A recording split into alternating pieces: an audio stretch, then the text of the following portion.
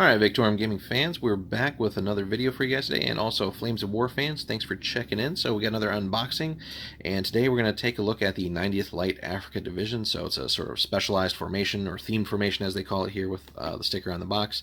And basically gives you two units in here, so the Dianas and the extra basically AT guns, and we'll just flip this over for you guys for just a second so you can kind of get an idea.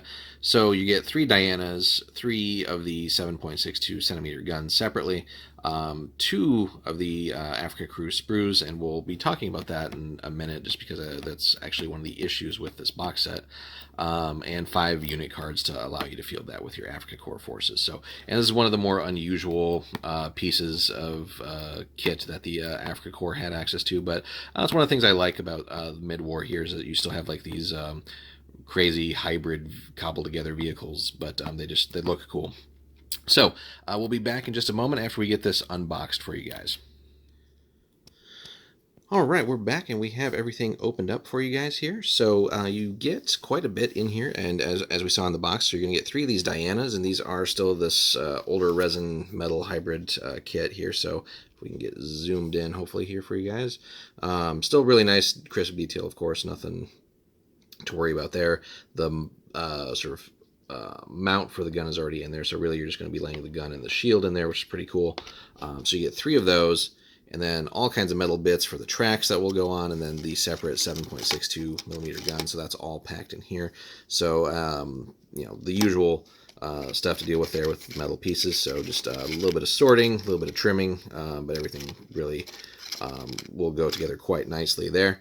And then we have the bases for the actual 7.62 guns down there, some covering pieces just for the spots where there would not be a crew, and then the actual crew for the guns.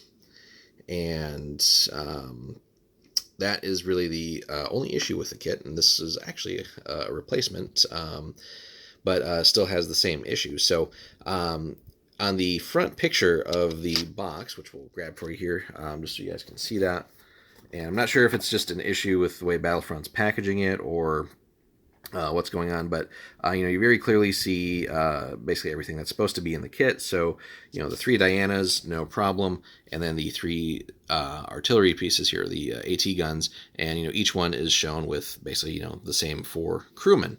However, as we saw on the back of the packaging, it only says you get 2 of the plastic Afrika Korps sprues, and really it's actually just 1 sprue, but double. I don't want to call it double-sided, but basically you have enough for 8 crewmen. So obviously you're going to be 4 crewmen short here.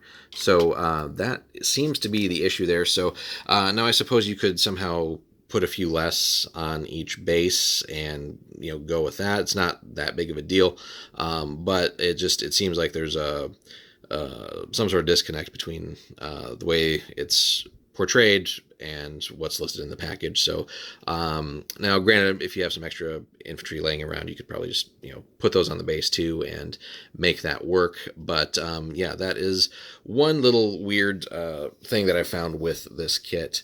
The other thing, of course, that you get are your lovely set of cards, all nice full color gloss and all that fun stuff. So we get our typical movement order card here for the Afrika Korps, breakdown of the support units available to the force, as well as sort of the core Afrika Korps forces from the book. So again, the Panzer IV, Panzer III companies, and the Rifle Company, and then the new stuff, really. So you have access to now what's called the 90th Light Rifle Company HQ, which is a pretty cool little team here, just with MP40s, but some cool rate of fire.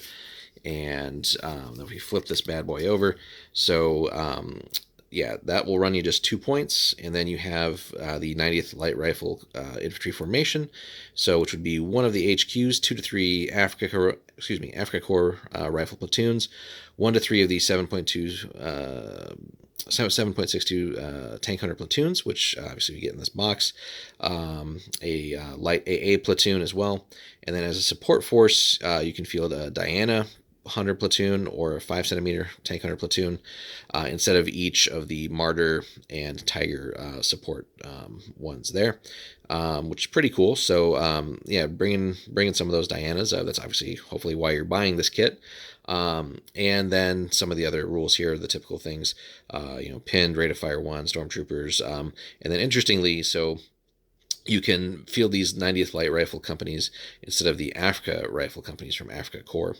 So you have that. Then the actual 7.62 Tank Hunter platoon. So, pretty solid, definitely give you a solid punch without necessarily having to invest in the 88s. You get halted 2, moving 1, pretty typical, AT 12 and firepower 3+, so really good stuff there. And 32-inch range too, so you a lot of the stuff that you might be facing with the allies might not actually have that same range. They might have to get a little bit closer, so buys you basically maybe a turn, hopefully, of getting some shots in and thinning them out before they get close and are able to respond to you. And then just on the points level there, so 3 of them clock in at 15, 2 of them at 10 points, and then the typical special rules that you might expect: forward firing, gun shield, and large gun.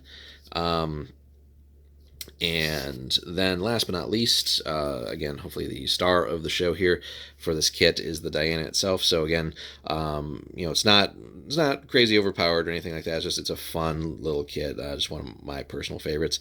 Armor, zeros. So obviously this is not a tank. And then what do we got here? So the also packing that same 7.62. Interestingly, and someone in the comments can explain why. I'm sure there's like a historical reason for it, or even maybe a game mechanic reason. But so the same gun here, let me try and get these both in the shot for you guys. There we go. So same rate of fire. However, the Diana is got a 4-inch shorter range and 1 less anti-tank, same firepower. So I do believe they're supposed to be the same gun, and they would just dismount those from the vehicles, but I could be wrong. But if someone wants to point that out, or a reason why that is like that, that'd be interesting to know. But nonetheless, AT-11 is still great, and the fact that you get to maneuver with that a little bit more easily than the sort of man portable thing here with the AT gun itself makes up for that 4-inch discrepancy there. But curious to know why there's 1 less anti-tank, really. So but yeah, that's everything you get in there. So a really nice kit, really cool thematic thing for your Afrika Korps mid-war Flames of War. Hope you guys did enjoy the video. And like I said, the only thing that was really a discrepancy or a little bit weird was, again, that fact that the box art basically shows enough crew to go around for all 3 of the guns, but in reality you get enough for 2. So as depicted. So not sure if that's something that Battlefront's aware of. Anybody else has had that issue. This is like the second box of this though that we've had that's like this. So doesn't seem to necessarily be a random glitch.